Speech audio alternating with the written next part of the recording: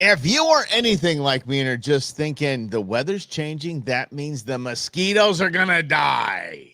Yeah, then you got home here. Welcome to the Go Show. Celebrating all things outdoors, this beautiful outdoor playground of a state, nation, and world that we live in. Appreciate you hanging out with me. Just kind of buttoning up the week, so to speak. And again, we are on a little timeout from FAFO Friday. So tomorrow will be just a normal show, but we'll still have fun. Okay. We will still have a good time.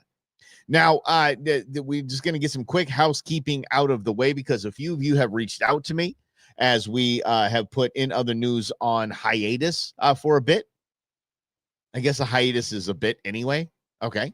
On hiatus for the time being. What's up, Eddie? Real quickly, does your son do barrel threading? I need to know, and how much does he charge? Because I've taken in other news and put it to the side, I have a few people ask me, reach out, hey, listen, are you going to weigh in on this Charlie Kirk thing? The answer is no, I'm not. I am going to subscribe to 50 Cent, the rapper 50 Cent, who I think won the day yesterday in saying that that y'all want to know what I think about this. I don't know what I think about this, but I do know it's a good time to keep your blanking mouth shut. There we go. And I think the Thoughts and Prayers team and then the Vitriolic He's Dead dancing and doing TikToks, I think they're covering it for me.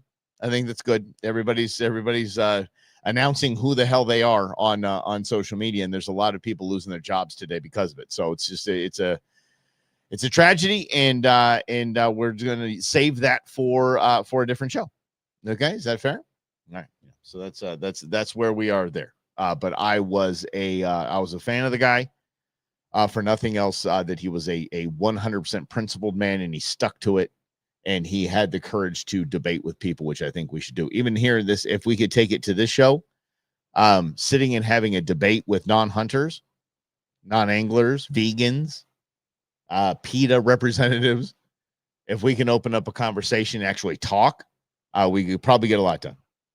We could probably get a lot done if we follow that. Just if we take one thing away from Charlie Kirk, it is a willingness to talk to anyone, a willingness to have a principled, respectful debate with anyone.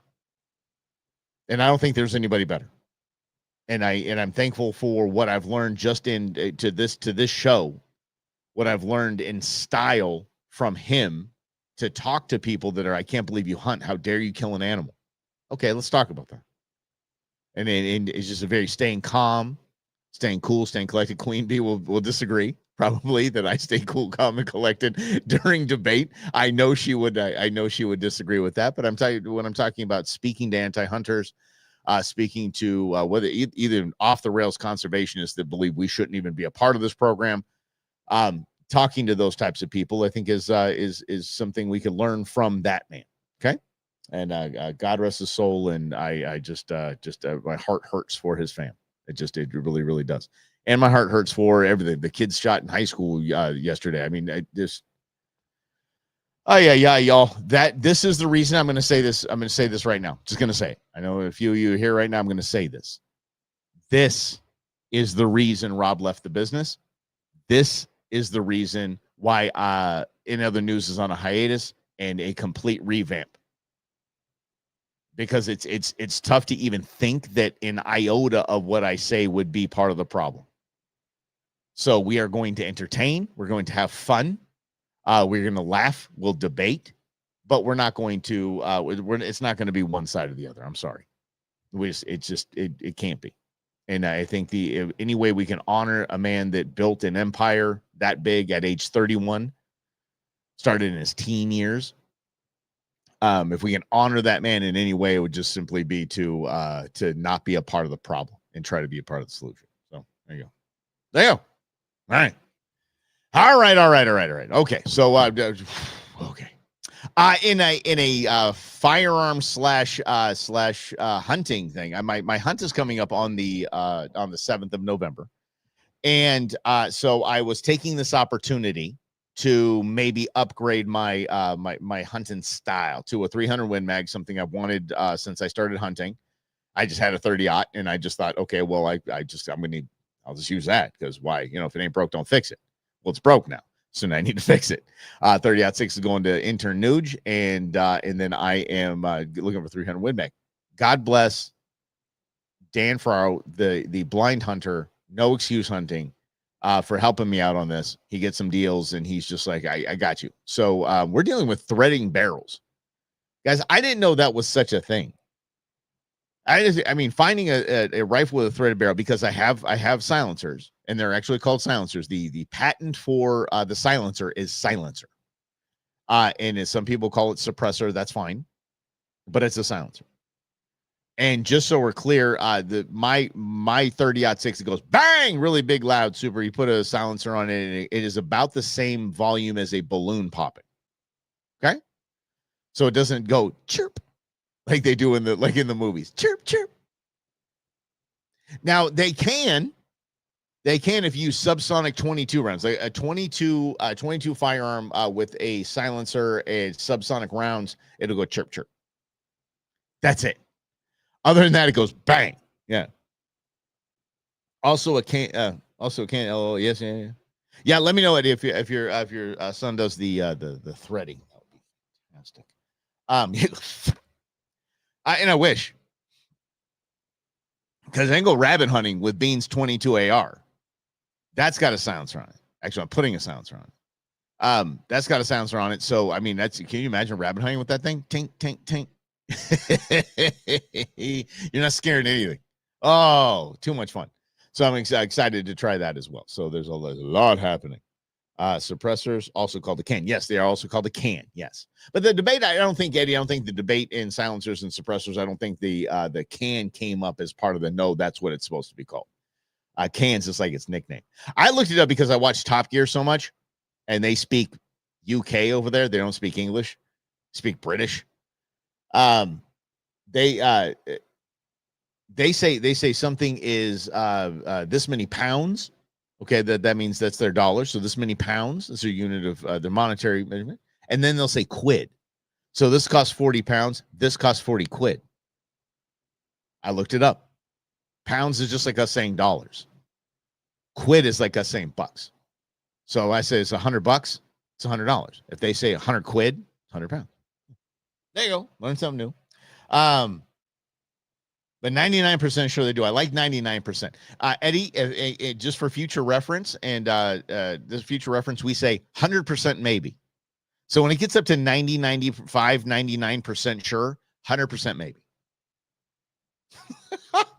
Try that. Y'all try that on your spouses this weekend.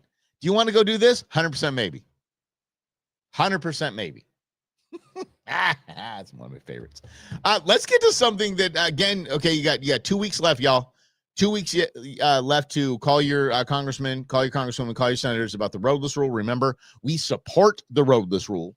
We are against rolling back the roadless rule, okay? And I'm going to remind you every day until it's over. Until it's over. I sent one of my congressman buddies a text, and he said, I know. That's all he said. I know. Okay, good. All right. So let's get this, because this is absolutely crazy to me. Let's just start with the guide. How about this? And when we have our tag up in 6B for mule deer, and I'm so excited for that. The Tequila Jim crew who's going, so it's him, his son, but his dad's going to be there, and his dad just kind of hangs out. I don't even know if his dad has a tag, but Tequila Jim Sr. just kind of hangs out. Cool dude, really cool guy.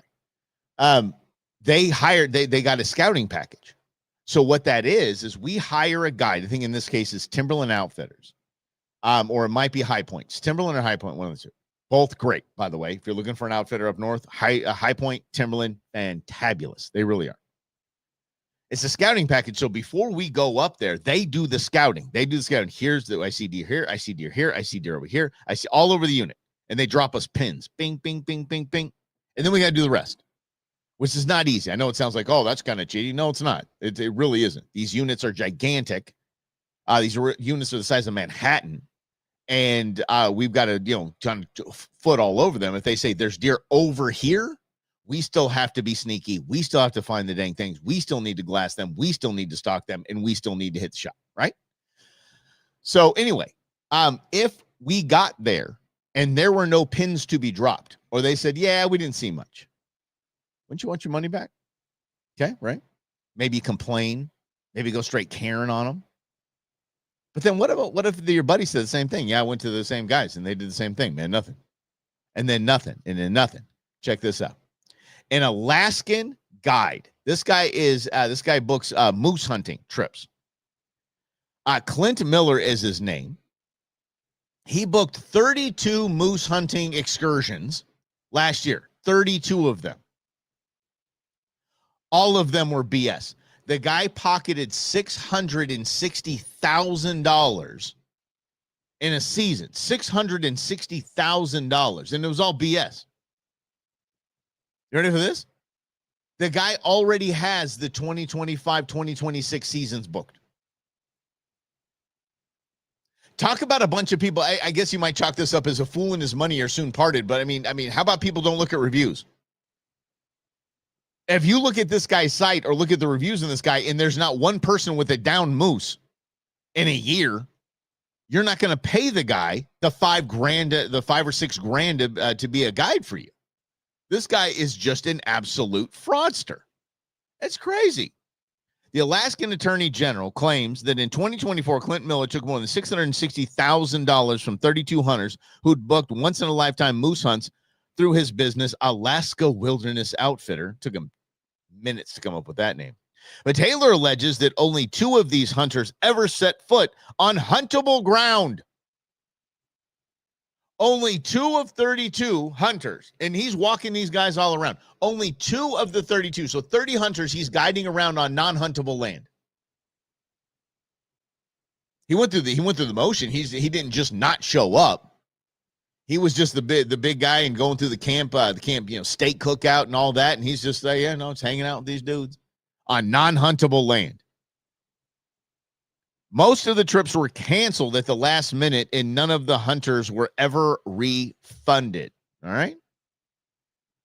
Miller, the bad guy, has continued to advertise a 100% success rate to potential hunters, even though none of his clients have actually taken a bull since 2021.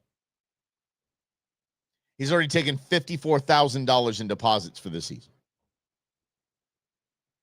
It's a lot like a documentary that Queen Bee and I are watching, and I forget what it's called, but it's basically about dudes that scam chicks. Like, they're really flashy, like, hey, look what I do, and I got this going on, and I'm a CEO of this, and I do this, and I do that. Hey, do you got about $10,000 to invest in this? And no, do you have another $10,000, another $10,000? This swindle chicks. Same thing. I don't see any different. I see it's the same thing. Same. It is an expensive nature walk, which I think most of the hunts that Tequila Jim and I go on, and sometimes even Slavo, they're just expensive nature walks. Yeah, we call it camping with firearms. Sometimes we don't see anything. Not a thing. God, I remember last time I was elk hunting, I stood in this area where Timberland actually dropped a pin. Be right here. And I don't know if you guys know this, but you can smell elk. Elk have a very distinct scent, and it's wonderful. It's not like it's, oh God, it's awful. You know right away. You're like, boop. Oh, where they at? And I sat down in this spot, and within minutes, it smelled like I was bathing it. Like there was so much elk around me. I was just so excited because this was the time. This was it. Gonna get my first bull elk. So excited. They're here. I mean, you can't fake that funk. You can't. Okay, that's not doe estrus, right? It's not the little bottled up doe estrus. That's an elk. Smell 'em. It's quiet. It's beautiful. It's cold. It's crisp. I can see my breath. Oh, I'm ready. Got old King Itchy up. That's my my 30-06. It's got a lot of scratches all over. King Itchy. And if you catch the Monsters Inc. reference there, good for you. So King Itchy. And just ready to go. I hear.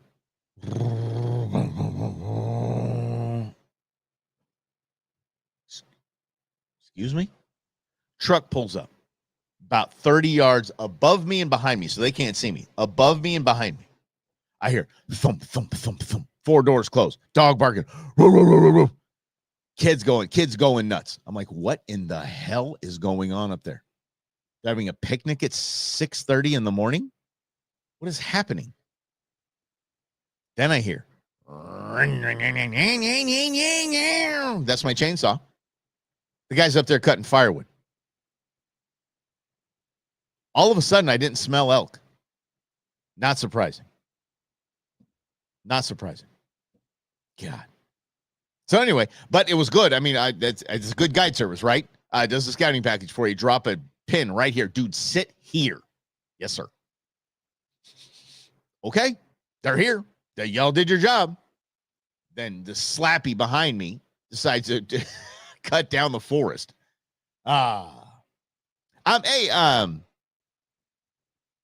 Eddie, okay. Yeah, give me a price on that, will you? That'd be great. Appreciate that.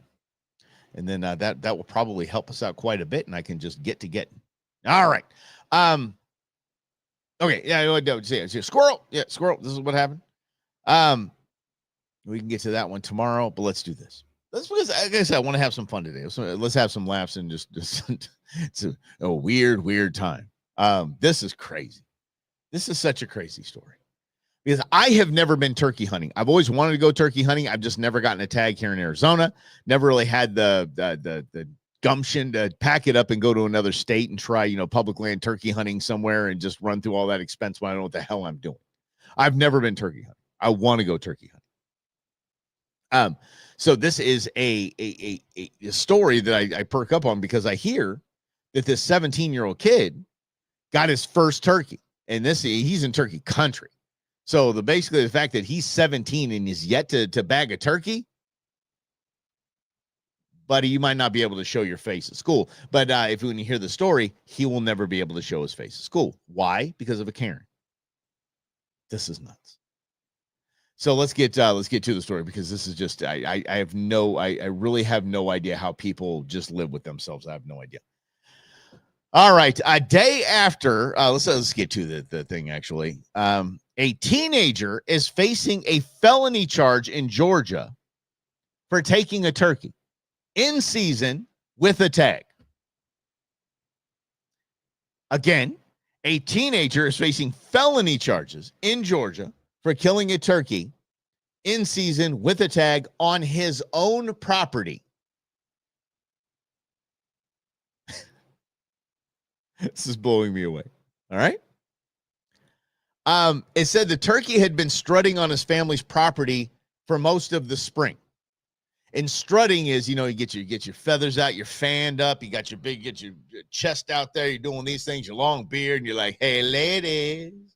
That's strutting. And they have never seen what's called a tom. They had never seen a tom on basically this side of their property. So they were like, oh my gosh, they're keeping an eye on it, waiting for the season. Okay.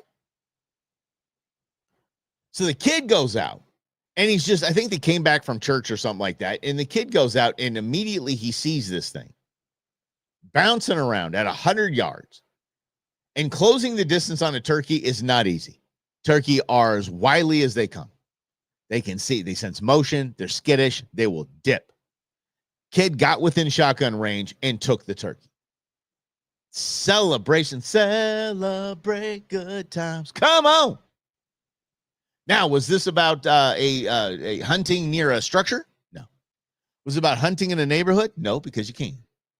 In Georgia. The neighbor, not the neighboring. So there's a 20 acre parcel, another 40 acre parcel, and then another 20 acre parcel. Okay, it's going back this way, right? Not the 40 acre parcel, the horse ranch. The parcel next to that claimed that the turkey was their pet. And it was the pet of his high school history teacher. And she went to war with the student, got him arrested, and his life is turned completely upside down. He had to move out of state. He was suspended from the high school. He's living with family out of state, awaiting his juvie trial. Here's how it reads. The high school senior, who was 16 when he shot the turkey, was suspended from his public high school and is now living with relatives out of the state while awaiting trial in juvenile court. Thank God their son's a minor, but they got to keep the kid's name confidential because he is a minor. His father says it's been absolutely devastating. Absolutely devastating. They're trying to fight. Now they've got to pay for legal fees because this bozo, this Karen, 2 doors down to basically, I don't even know how far 60 acres away would be, let their turkey get out during turkey season. Somebody pops it, and then they think that we're gonna sue this kid. We're gonna ruin this kid's life. I can fix this. This is an easy fix. You cannot. Oh, I'm sorry. I still got the expansion nature walks thing. Yeah, it was trespassing, right, Michael? It's an invader. He's coming right for him. They didn't know it was they were protecting themselves. The castle doctrine kicks in here. Let me fix this for you. If your pet has a season, you have 2 options. Never let your pet out, or never let your pet out during that pet's species season. If I have a deer as a pet in farm country, in hunting country, I have to understand if deer gets out, and of course I would name it Bambi because I have no original thought. Bambi gets out. Somebody shoots it. Sad. But I let my deer out during deer season in hunting land. Now this kid is probably never going to hunt again. This kid doesn't want to, basically now you know what he's doing? The kid is working. He got to get a job to pay for legal fees. His parents are like, we're going to pay what we can, but we got a farm to run too. Or we don't have any money the next year. We had to run this farm. So the kid had to get a job to help pay for his legal fees. And all the while, this history teacher, which is supposed to love kids and be there for the kids, is ruining this kid because of a turkey. How good of a pet is a turkey? I'd name him Butterball. That's what if his name is Butterball, I might let this chick off the hook here, but I don't think his name was Butterball. He's got to name things if you want people to get in an uproar if they're taken during a season, right? Like Cecil the lion. Harambe was not a game animal. Yeah, no. Cecil. That's for sure. But yeah, the kid will never do this again. This is exactly the same vibe as we got from the story a couple of months ago about the family that was in California on the beach. And I think it was a 4-year-old was walking on the beach with his family, and he had a little bucket, and he was collecting shells, right? And you can do that, collect shells. Technically, I think legally, but they're like, okay, take shells, you're okay. It's kids, whatever, take shells. Come to find out that he wasn't picking up just shells, he was picking up 2-sided shells that had clams in them. He's picking up clams. Guy was on a damn clam dig. How about that? 4 years old, way ahead of his time. They got written up by the California Department of Conservation, basically their game and fish department. The family got rung up. They got home to thousands of dollars in fines for the take of live animals without a license. A 4-year-old. It's the same thing. It's literally the same thing as this. This guy went out turkey hunting on his land, got a great tom out there, and then his history teacher destroys him. Unbelievable. A turkey will go down in history. Yeah. The fact that people think that just this kind of behavior is okay. It's just absolutely beyond me. It just is. I mean, come on. These are kids. And by the way, kids make mistakes. By the way, that was not a mistake. I have no idea that because she called it a pet, it became, let me get the charge here. It's a felony. So let me get the charge here. Felony charge is aggravated cruelty to animals. I'm not kidding. During turkey season, a kid takes a turkey, gets rung up for aggravated cruelty to animals. That's a 1512 4C there in Georgia. I'm looking at this. Like that is pertinent to the article, but they did, yeah. Harris County, no jokes, please. Incident report says aggravated cruelty. Yes. This is a picture. So the complaint, the Karen says, this is a picture of, they can't say his name again, holding our beloved turkey, Gavin, who appears to be dead. That's what she said in the statement. BS. She wanted to take this kid out. She named the kid walking over to yell at him. What do we call him? I just saw an article about Gavin Newsom. Yeah, Gavin. Gavin was his name. Nobody names a pet Gavin. No one does. Oh, yeah. These poor kids. These poor kids. Got a crazy poaching case for you. Real poaching case for you tomorrow. Deal with an influencer. Tomorrow we'll get to, and I guess that'll be a little bit of FAFO, but the fun videos we have to restructure FAFO. But that's coming up tomorrow. And I appreciate you guys hanging out with us. It's been a good time. If you could, Eddie, send me a text. Let me know what I'd be charged for the threading, and then we'll go from there. And then how long it'd take. The lead time would be awesome as well. I appreciate you guys hanging out with me right here on the Go Show, celebrating all things outdoors in this beautiful outdoor playground of a state, nation, and world that we live in. And we'll do it tomorrow. Let's wrap up the week together, shall we? On a high note, a happy note, and let's kind of shake off all this craziness. All right. Wait, turkey. A turkey head. I see what you did there. All right, guys. We'll see you tomorrow right here on the Go Show.